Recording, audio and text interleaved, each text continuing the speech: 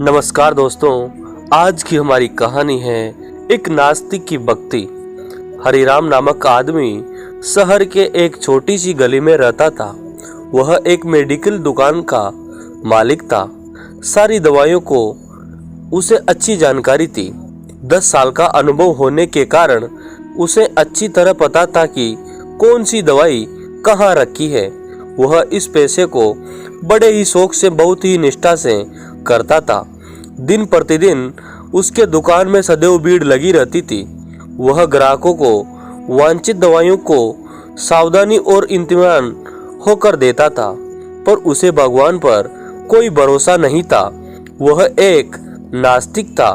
भगवान के नाम से ही वह चिढ़ने लगता था। घरवाले उसे बहुत समझाते, पर वह उनकी एक न सुनता था। खाली वक्त मिलने पर वह अपने दोस्तों के संग मिलकर घर या दुकान में ताश खेलता था। एक दिन उसके दोस्त उसका हालचाल पूछने दुकान में आए और अचानक बहुत जोर से बारिश होने लगी।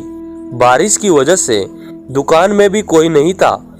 बस फिर क्या, सब दोस्त मिलकर ताश खेलने लगे। तभी एक छोटा लड़का उसके दुकान में दवाई लेने पर्ची लेकर आया। उसका पूरा शरीर भीगा था। हरिराम ताश खेलने में इतना मशगूल था कि बारिश में आए हुए उस लड़के पर उसकी नजर ही नहीं पड़ी। ठंड से ठिठुरते हुए उस लड़के ने दवाई की पर्चा बढ़ाते हुए कहा, साहब जी, मुझे ये दवाइयाँ चाहिए। मेरी माँ बहुत बीमार है, उनको बचा लीजिए। बाहर और सब दुकानें बारिश की वजह से बंद हैं। आपकी दुकान को देखकर मुझे विश्वास हो गया कि मेरी माँ बच जाएगी। यह दवाई उनके लिए बहुत जरूरी है। इस बीच लाइट भी चली गई और सब दोस्त जाने लगे। बारिश भी थोड़ा थम चुकी थी। उस लड़के की पुकार सुनकर ताश खेलते खेलते ही हरिराम ने दवाई की उस पर्चे को हाथ में लिया और दवाई लेने को उठा।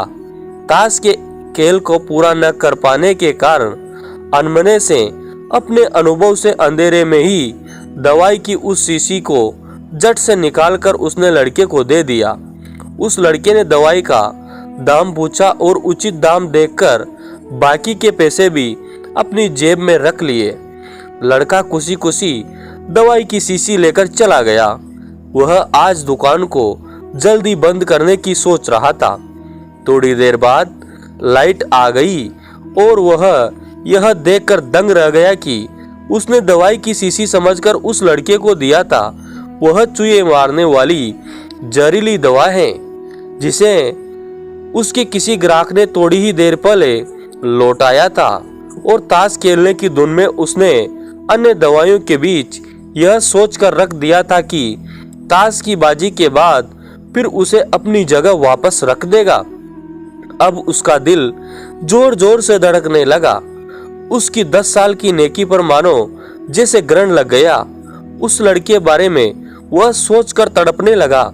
सोचा, यदि यह दवाई उसने अपनी बीमार माँ को देगा तो वह अवश्य मर जाएगी। लड़का भी बहुत छोटा होने के कारण उस दवाई को तो पढ़ना भी नहीं जानता होगा।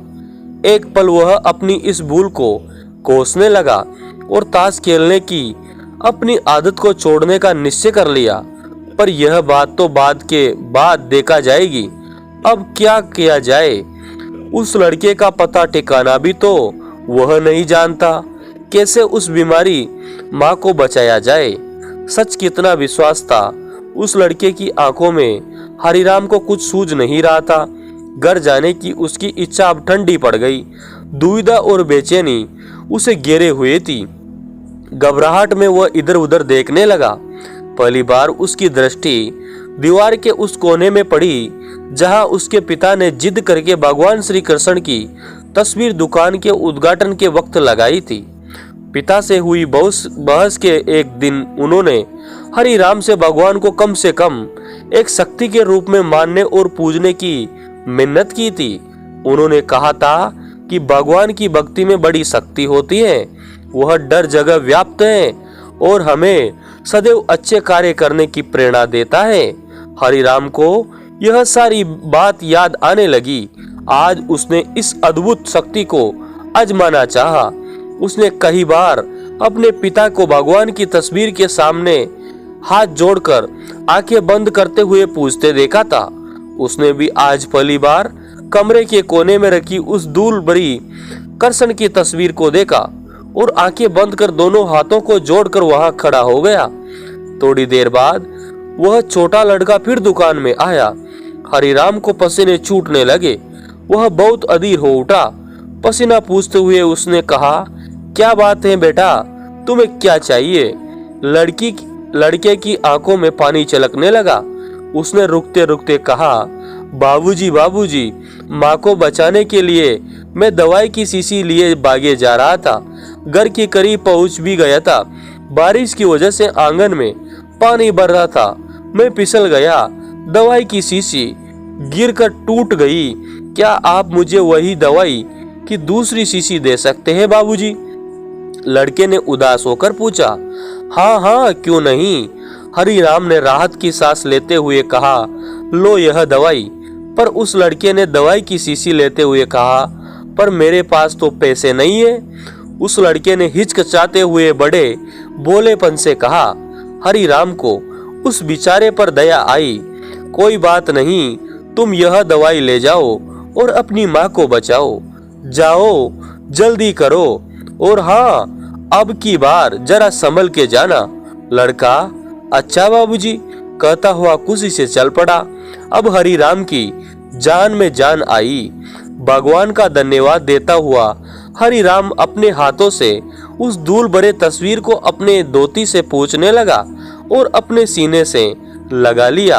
अपने भीतर इस परिवर्तन को वह पहले अपने घर वालों को सुनाना चाहता था। जल्दी से दुकान बंद करके वह घर को रवाना हुआ। उसकी नास्तिकता की घोर अंधेरी रात भी अब बीत गई थी और अगले दिन की नई सुबह एक नई हरिराम की प्रतीक्षा कर रही थी। दोस्तों, कहानी बहुत सुंदर है।